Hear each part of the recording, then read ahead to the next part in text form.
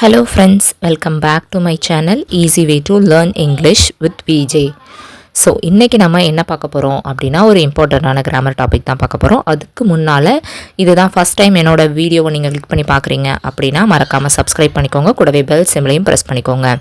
நான் இங்கிலீஷில் இருக்கக்கூடிய ஒவ்வொரு கிராமர் டாப்பிக்கையுமே வந்து தமிழில் டீச் பண்ணிகிட்ருக்கேன். என்னோடய டீச்சிங் உங்களுக்கு யூஸ்ஃபுல்லாக இருக்குதுன்னு நினச்சிங்கன்னா மறக்காமல் சப்ஸ்கிரைப் பண்ணுங்கள். ஸோ இந்த வீடியோக்குள்ளே போகிறதுக்கு முன்னாடி வீடியோவோட ஸ்பான்சர் யார் அப்படிங்கிறத நான் சொல்லிடுறேன். இந்த வீடியோவோட ஸ்பான்சர் வந்து SBO Private Limited அப்படிங்கிற ஒரு கம்பெனி தான். ஸோ இவங்க என்ன பண்ணுறாங்க அப்படின்னு நீங்கள் தெரிஞ்சுக்கணுன்னா, இவங்க நிறைய பேருக்கு பார்ட் டைம் ஜாப் ப்ரொவைட் பண்ணிகிட்ருக்காங்க. உங்களுக்கு வீட்டில் இருந்தே ஏர்ன் பண்ணணும் அப்படின்னு நீங்கள் ஆசைப்பட்றீங்கன்னா இந்த ஸ்க்ரீனில் தெரிகிற நம்பருக்கு நீங்கள் உங்களோட குவாலிஃபிகேஷன் அண்ட் நேமை வாட்ஸ்அப் பண்ணிங்கன்னா உங்களுக்கு வந்து ஜாப் டீட்டெயில்ஸ் சென்ட் பண்ணுவாங்க. அவங்கள பற்றின இன்ஃபர்மேஷன் இது. ஸ்கிப் பண்ணாதீங்க. பெரிய தப்பு. தினம் 300 ரூபாய் சம்பாதிக்க அரிய வாய்ப்பு. இன்ஸ்டாகிராம், ஃபேஸ்புக் பயன்படுத்த தெரிந்தால் போதும் content post and content publishing மூலமா தினம் 300 ரூபாய் சம்பாதிக்கலாம். இந்த வேலை செய்ய 5 நிமிடம் போதும். Work training support, group communication support, all language customer live chat support, முக்கியமா சொந்தமா ஒரு பிசினஸ் ஸ்டார்ட் பண்ற அளவுக்கு உங்களால கற்றுக்கொள்ளவும் முடியும், சம்பாதிக்கவும் முடியும். இந்த வேலை வாய்ப்பு வழங்குவது 5 வருடத்திற்கு மேல ரன் ஆகிட்டு இருக்க நம்ம தமிழ்நாட்டு company school of business organisation private limited. மேலும் விவரங்களுக்கு டிஸ்கிரிப்ஷன்ல கொடுத்திருக்க நம்பருக்கு வாட்ஸ்அப் பண்ணுங்க. இன்னைக்கான கிராமர் டாபிக் வந்து பார்ட்ஸ் ஆஃப் ஸ்பீச்லேயே கடைசியான இருக்கக்கூடிய ஒரு டாபிக்குங்க. என்ன அப்படின்னு கேட்டிங்கன்னா இன்டர்ஜெக்ஷன். ஸோ இதுக்கு முன்னால் நம்ம கன்ஜங்ஷன் வரைக்கும் பார்த்துட்டோம். ஸோ இப்போ லாஸ்ட் பார்ட்டுக்கு தான் வந்திருக்கோம். இது ரொம்பவே ஈஸியான பார்ட் அப்படின்னு தான் நான் சொல்லுவேன். இன்டர்ஜெக்ஷன் அப்படின்னா ஒன்றும் கிடையாது.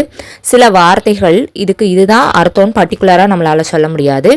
அந்தந்த எமோஷனை பொறுத்து அந்த மாதிரியான வார்த்தைகளை நம்ம யூஸ் பண்ணுவோம். ஸோ அந்த மாதிரியான வார்த்தைகளை தான் இன்டர்ஜெக்ஷன் அப்படின்னு சொல்கிறாங்க. நான் வாயால் சொன்னால் உங்களுக்கு புரியாது. இப்போ நான் சில எக்ஸாம்பிள்ஸை ரீட் பண்ணி காட்டுறேன். அதில் பார்த்தீங்கன்னா உங்களாலே கண்டுபிடிக்க முடியும்.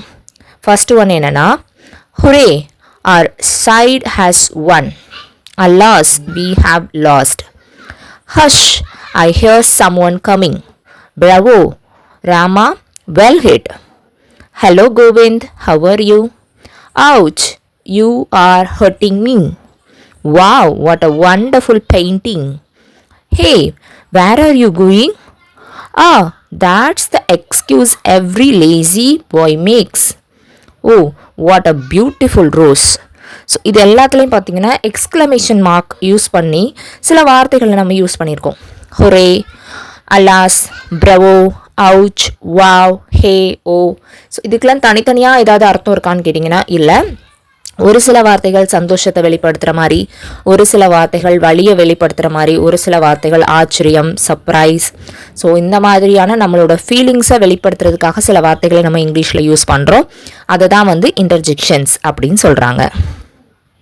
இதில் நம்ம ஞாபகம் வச்சுக்க வேண்டியது என்ன அப்படின்னு கேட்டிங்கன்னா, எந்த மாதிரியான வார்த்தைகளை எந்த சுச்சுவேஷனில் நம்ம அதை யூஸ் பண்ணணும் அப்படிங்கிறது தான். இப்போ ஹுரே, பிரவோ இந்த மாதிரிலாம் சொல்கிறோம்னா இது வந்து ரொம்ப ஜாய்ஃபுல்லாக சொல்கிறது, சந்தோஷமாக சொல்கிறது. ஸோ அந்த மாதிரியான இடத்துல இந்த வார்த்தைகளும், அலாஸுங்கிறது ரொம்ப சோகமாக இருக்கிறது சொல்கிறது, அப்புறம் அவுச்சுங்கிறது வந்து பெயினை வெளிப்படுத்தக்கூடிய வார்த்தை, வாவ் அப்படிங்கிறது எதையாவது பார்த்து ஆச்சரியப்பட்டீங்கன்னா வாவ் அப்படிங்கிறது சொல்லலாம். ஹே, ஹலோ, ஓ இதெல்லாம் வந்து நார்மலாக நம்ம பேசிகிட்டு இருக்கும்போது இல்லை புதுசாக ஒருத்தவங்களை பார்க்கும்போது நம்ம பேசக்கூடிய ஒரு வார்த்தைகள்.